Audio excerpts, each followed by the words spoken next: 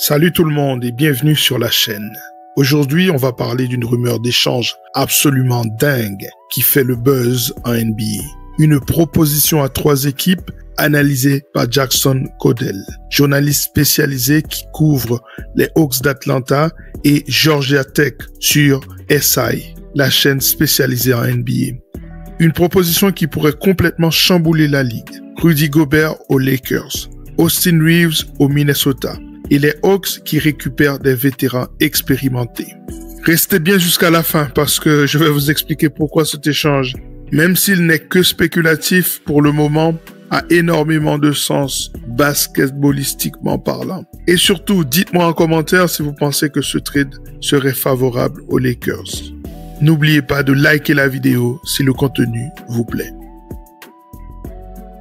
Step 1, wake up early, gonna rise with the sun. Step 2, get some good, some food in you. Step 3, think real hard about what you wanna be. Step 4, everybody just do your thing. Wake up, today's gonna be a good day. Wake up, today's gonna be a good day. Wake up, today's gonna be a good day.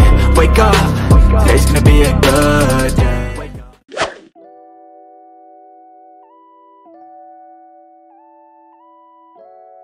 Alors remettons les choses dans leur contexte. On est fin mai 2025. Les playoffs touchent à leur fin. OKC est déjà qualifié pour les finales NBA et attend son adversaire avec impatience. De l'autre côté, les Pacers d'Indiana mènent 3-2 contre les Knicks de New York.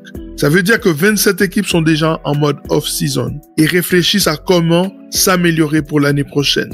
Et 3 équipes en particulier attirent l'attention. Atlanta qui cherche à construire autour de Trae Young, les Lakers qui veulent maximiser la fenêtre de tir avec LeBron James et leur nouvelle acquisition Luka Doncic, et Minnesota, qui sort encore une fois des playoffs en finale de conférence. Le problème, c'est que les nouvelles règles salariales de la NBA rendent les échanges de plus en plus compliqués. Les équipes doivent être créatives, d'où ces propositions d'échange à 3 équipes qu'on voit de plus en plus en NBA.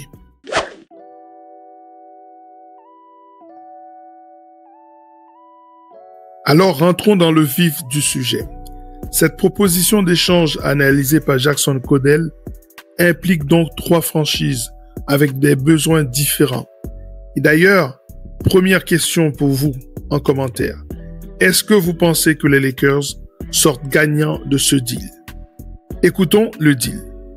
Les Hawks d'Atlanta récupéreraient Jared Vanderbilt et Mike Conley Jr. Pour Atlanta, c'est exactement ce dont ils ont besoin. Un défenseur spécialisé comme Vanderbilt et surtout un meneur vétéran en Conley.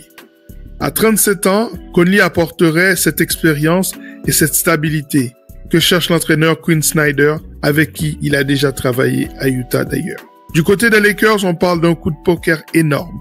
Il récupérerait Rudy Gobert, Donte DiVincenzo, Terrence Mann et Georges Niang. Gobert, c'est le joueur qui pourrait résoudre tous leurs problèmes défensifs au poste 5. Imaginez les connexions entre Luka Doncic, LeBron James et Gobert en pick and roll. Ça pourrait être dévastateur. Et enfin, Minnesota ferait le parti de l'avenir en récupérant Austin Reeves, Rui Hachimura, Dalton Knecht, Maxi Kleber, plus 2 choix de 2e tour. Reeves est un joueur qui monte énormément et qui pourrait former un backcourt terrifiant avec Anthony Edwards. Ça, c'est le point de vue de l'analyste Jackson Caudell. Ce n'est pas le mien.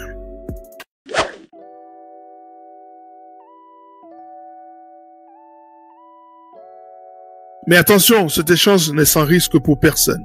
C'est là que l'analyse de Jackson Caudell devient vraiment intéressante. Atlanta prend le risque de miser sur un Conley de 37 ans qui pourrait être une vraie passoire défensive en playoff. Et Vanderbilt, même s'il défend bien, reste très limité offensivement. Les Lakers, eux, font face à un problème majeur. Le contrat de Gobert. On parle de 156 millions de dollars sur 3 ans pour un joueur de 32 ans. Et puis, perdre Austin Reeves, c'est perdre un joueur populaire et en progression qui représentait l'avenir de la franchise. Alors, soyez honnêtes dans les commentaires. Ce trade vous semble-t-il trop risqué pour les Los Angeles Lakers? Mais c'est Minnesota qui prend le plus gros risque. Gobert, c'est littéralement l'encre de leur défense depuis des années. Sans lui, ils pourraient dégringoler défensivement et leur banc deviendrait ultra jeune avec des joueurs encore inexpérimentés.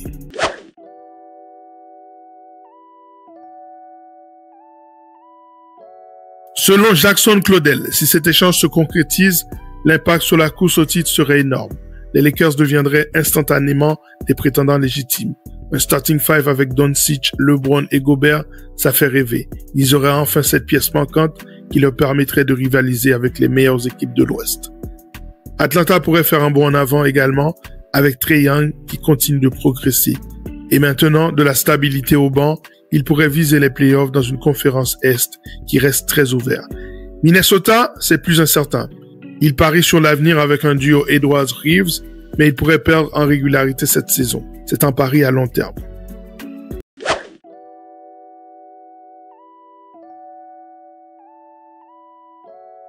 Alors, est-ce que cet échange va se faire?